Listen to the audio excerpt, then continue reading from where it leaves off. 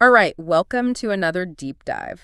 This time, we're focusing on the Vivienne, someone I'm sure you're already a fan of. Definitely a fan favorite. We've got a whole bunch of your sources here, like articles and interviews. Oh, and even some of your own notes, looks like. Yeah.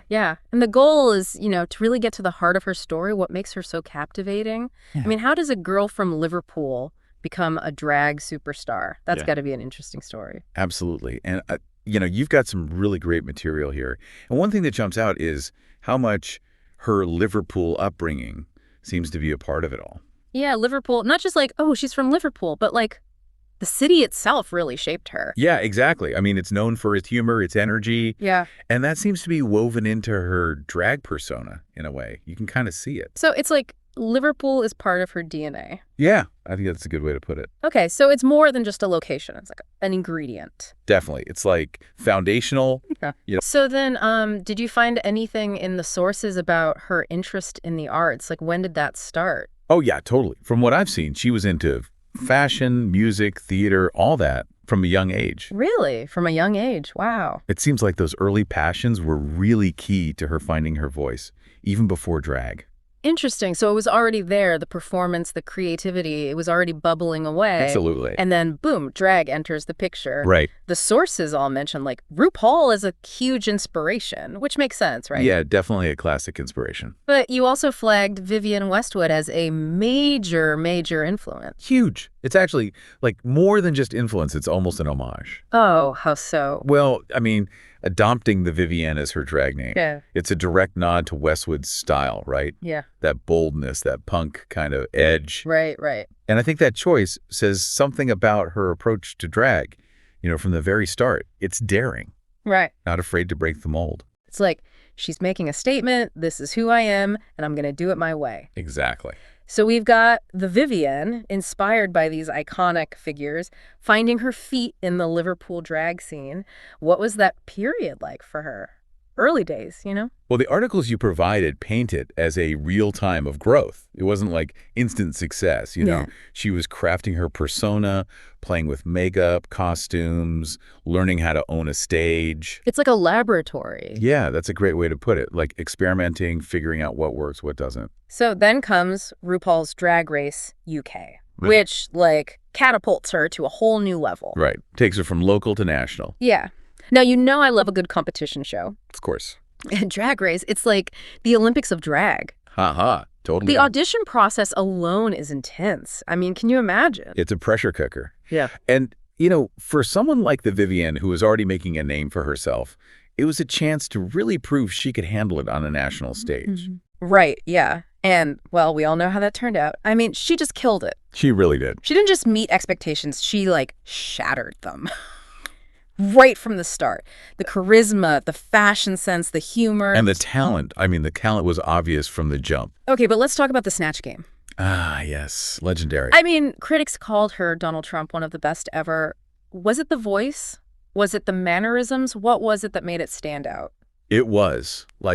Everything. The comedic timing, the way she exaggerated just the right amount, the voice, like you said, she nailed it. It was perfect. It was. Even Michelle Visage said it was the best Snatch Game performance in the show's history. Yeah. And that's not just, casual praise. No. That's recognizing real talent. It was like drag royalty giving their seal of approval. Exactly. So it wasn't just funny, it was like a masterclass. Totally. And then her runway looks, those were something else. Stunning.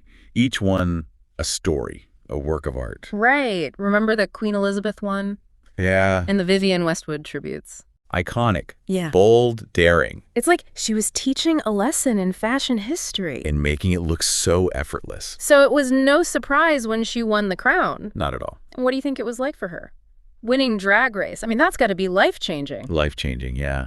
And from the material, it seems like it brought both incredible opportunities and some serious pressure. Oh, yeah, I bet. I mean, suddenly you're not just a performer, you're representing UK drag on a global scale. That's a lot to carry. So fame isn't always easy. Not always. Yeah. Especially when you've got all those expectations on you. Yeah. So how does she handle all that? Well, it seems like she handled it with a lot of grace and, her trademark humor. Which is smart. Oh, yeah. Instead of trying to fit some mold, she leaned into her authentic self, even poked fun at the pressures of fame. Which I love. It reminds me of her iconic self-description. A Scouse wife who came into money, moved to LA, blew it all, and then moved back to Liverpool. Haha, classic. What a line. What do you think she's saying with that? I think she's playing with stereotypes, but also making a statement about her roots. Like, yeah, she's glamorous, she's achieved success, but she hasn't lost sight of where she came from. That's really cool. And that down-to-earth humor just makes her more relatable, don't you think? Absolutely. It's that blend of high glamour and self-awareness. Yeah, it's what makes her stand out. So let's move beyond Drag Race for a sec. You flagged some TV appearances like Blankety Blank, the Vivienne Takes on Hollywood. She clearly became like a sought-after personality. Totally. She was everywhere. It's like she had a plan. Maybe she did. Yeah. But it's not just ambition, you know. The talent's there, too. Oh, yeah, for sure. Speaking of which, let's talk about her signature style for a bit. Scouse glamour, but like, what else stands out to you from all the sources? Well, her runway looks, for one, legendary.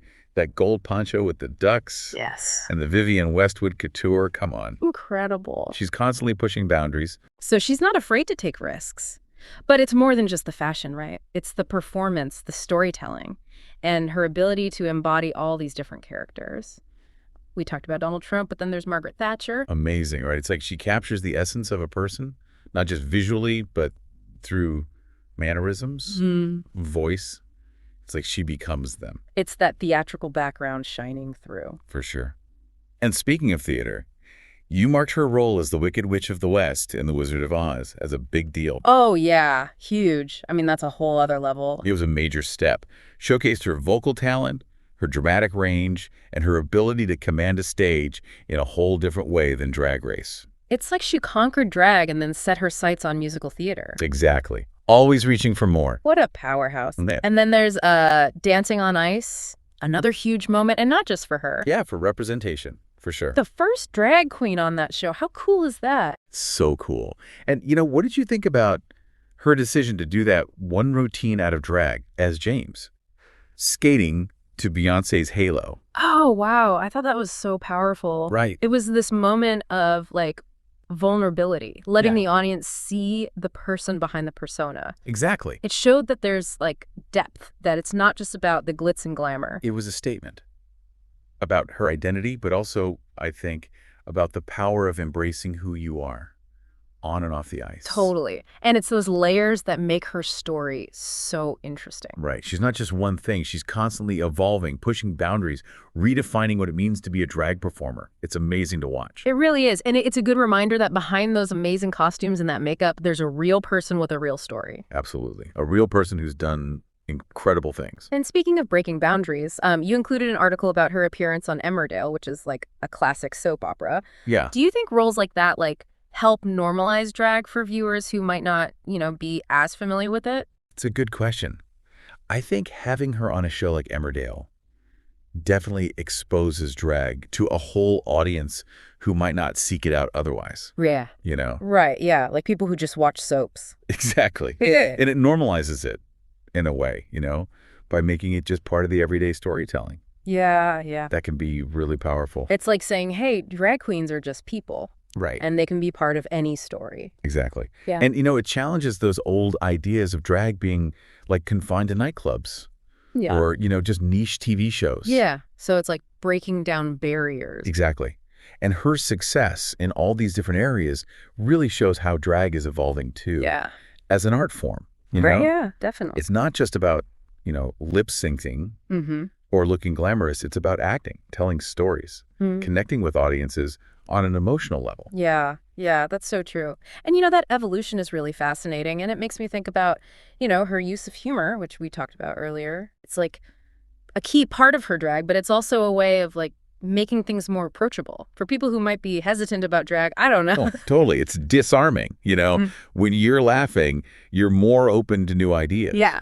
So she uses humor to kind of bridge that gap, invite people in. Yeah. And then once they're in, they can appreciate all the artistry and talent that goes into her work. Yeah, totally. It's like, don't be afraid. Come have fun with me. Exactly. And that's, like, what makes her so relatable, right? I mean, she's glamorous, yes, but she doesn't take herself too seriously. That self-awareness, it's huge. Yeah, it's so refreshing.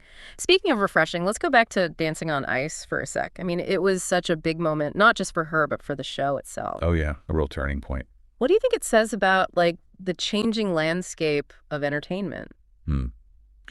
I think it shows a growing acceptance, a willingness to embrace diversity. Having the Vivienne on Dancing on Ice was a statement. It challenged those old ideas about, what a celebrity dancer should be. Right, yeah. And she didn't just participate, she, like, thrived. She owned it. She brought that energy, that charisma to the ice, and she wasn't afraid to, push boundaries. Absolutely. And that performance to Halo as James, it was powerful. I mean, Yeah. it was vulnerable, letting the audience see a different side of her. Totally. I think it showed there's more to her artistry than meets the eye. Yeah, yeah, it was like it transcended the glitz and the glamour of the show. It was a reminder that drag is ultimately about self-expression, about, like, revealing who you are even when it's unexpected. And that willingness to be vulnerable, to Yeah. share her story so authentically, it's like Yeah. what makes her such an inspiration. Right, it's why people connect with her so deeply. Exactly. It's why she's a role model for so many. She's not just entertaining, she's empowering. Totally agree. Now, we've talked about the highs, the successes, but fame isn't always smooth sailing. No, it's not. You included an article that talked about the online hate she's gotten. Yeah, some of it is awful. Do you think that side of things is ever worth the trade-off for someone like the Vivienne? It's a hard question. I mean, the reality is that public figures, especially those who are breaking boundaries, they often face backlash. It's the downside of fame. It's sad because she's out there being herself, using her platform for good, and she still gets this negativity. It's tough. And I think it highlights the need for, continued conversation and education. The more we normalize diversity, celebrate differences, the less space there is for that hate and intolerance. Yeah, absolutely. And that's where the Vivienne's advocacy work comes in.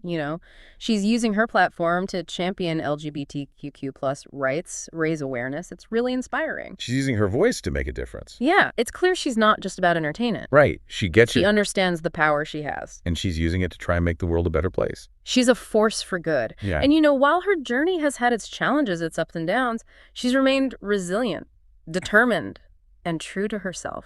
That's the key. It's so inspiring. It's a reminder that success doesn't mean you're immune to challenges, but it's how you face those challenges that really defines you. So true. She's an inspiration. And, her story is far from over. Well, yeah, she's just getting started. I'm curious, what do you think her legacy will be? I think her legacy will be one of breaking barriers, redefining what it means to be a drag performer, and, inspiring countless people to embrace their authentic selves. She's changed the landscape of entertainment, and she's done it with grace, with humor, and with a whole lot of heart. She's shown that drag is more than just entertainment. It's a powerful form of self-expression, a tool for social change, and a celebration of individuality. And her impact will continue to be felt for years to come. Now, we've covered a lot, but there's still one more aspect of her story we need to explore. So we've talked about her journey, her impact on, like, the whole entertainment world and how she's used her platform to advocate for change. But, you included some articles that kind of hinted at controversies, or at least times when she faced some criticism. What did you find interesting there? Well, it seems like a lot of those controversies come from her, outspoken nature. She's not afraid to share her opinions, even on sensitive topics. And in today's world where everything's kind of amplified online, that can lead to some backlash. Yeah, that makes sense. I mean, she's got that Scouse, like, straight-talking style, and Yeah. that can definitely rub some people the wrong way, especially online where, nuance can get lost so easily. Exactly. But it's important to remember she's never been one to shy away from a debate. And those controversies, even though they might have, generated some negative headlines, they also kind of sparked these important conversations. So even the controversies, in a way, contributed to her impact. I think so, yeah. They kept her in the public eye, and they made people confront different perspectives. Yeah. And while some people might disagree with her views, you can't deny that she's helped to broaden the conversation around drag, LGBTQ plus rights, and just, like, social issues in general. Yeah, she's like a catalyst, Right. whether she means to be or not. Exactly. Now, thinking about her legacy, we've talked about her impact on entertainment, her advocacy, but what about her influence on the drag community itself? What do you think, like, younger queens are learning from her? I think they're learning that drag can be a multifaceted career. Yeah. She's shown that you can be successful in those more traditional entertainment fields without compromising who you are as a drag performer. It's not just a drag queen who acts, it's an artist who uses drag as their medium. Exactly. It's about pushing boundaries. Right, defying expectations. Yeah. She's shown them that drag can be a platform for social commentary, for activism, for storytelling. It's about so much more than just, looking fabulous, although she definitely does that too. Oh, yeah, always. And she's doing it all with, this sense of humor, a love for her craft, and just, this unwavering commitment to being herself. That's what shines through. It's such a powerful message. For anyone, not just drag queens. Yeah, it's about embracing who you are, using your voice, never being afraid to, challenge the status quo. She's shown that you can be successful on your own terms without sacrificing who you are. And that's a legacy worth celebrating. So as we wrap up this deep dive into the Vivienne's world, what's the one thing you hope our listener takes away from all this? I hope they see the Vivienne as more than just a reality TV star. Yeah. More than just a drag queen. Yeah. I hope they see her as this talented artist, this passionate advocate. Mm-hmm. A real force for change who's out there redefining what it means to be successful and what it means to make a difference. That's beautifully said. She's an inspiration, a trailblazer, and a reminder that you can achieve anything you set your mind to. All while staying true to yourself. Couldn't have said it better myself. Thanks for joining us on this deep dive. We hope you learned something new. And that you're feeling inspired. To go out and make your own mark on the world.